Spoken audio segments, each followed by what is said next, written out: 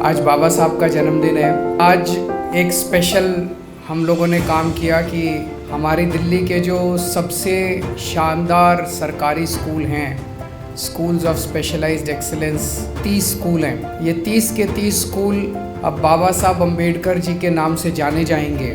मैं समझता हूँ कि इससे अच्छी श्रद्धांजलि उनको नहीं दी जा सकती थी।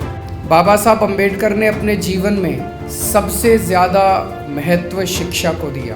कई बार मैं सोचता हूँ कि पिछले 100 साल में भारत ने जितने 100-150 साल में भारत ने जितने सपूत पैदा किए, सबसे महान उनमें भीमराव अम्बेडकर जी थे। उनका सपना था कि भारत जब आज़ाद होगा तो हमारे देश के बच्चों को, चाहे गरीब का बच्चा हो चाहे अमीर का बच्चा हो, हमारे देश के हर बच्चे को अच्छी से अच्छी शिक्षा मिलनी चाहिए। अच्छी शिक्षा मिलेगी तभी देश तरक्की कर सकता है। लेकिन पिछले 70 साल के अंदर, 75 साल के अंदर आज़ादी के बाद हमारे देश में 2 तरह की शिक्षा प्रणाली शुरू हो गई। एक शिक्षा प्रणाली थी पैसे वालों के लिए और एक शिक्षा प्रणाली थी गरीबों के लिए। जब हमारी सरकार बनी, हमारे पास 2 मॉडल थे। कई लोग मुझे आके कहते थे कि आप एक कानून पास कर दो कि IAS अफसरों के, मंत्रियों के, नेताओं के बच्चों को सरकारी स्कूल में डलवाया जाए। मैंने कहा हम ये मॉडल लागू नहीं करेंगे, हम दूसरा मॉडल लागू करेंगे। हम सरकारी स्कूलों को इतना अच्छा बना देंगे कि ये सारे लोग अपने आप अपनी इच्छा से अपने बच्चों को सरकारी स्कूल में भेजना है। तो आज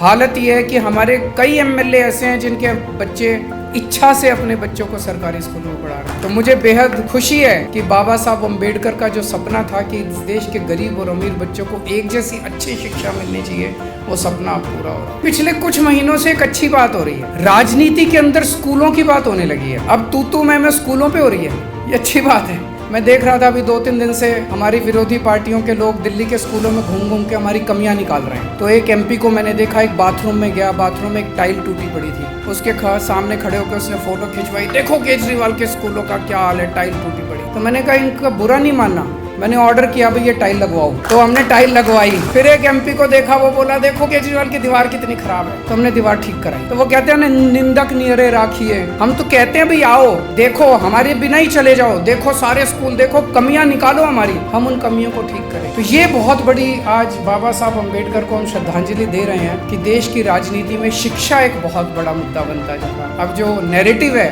राजनीति का, वो धीरे धीरे शिक्षा और स्वास्थ्य के ऊपर शिफ्ट हो रहा है। Thank you.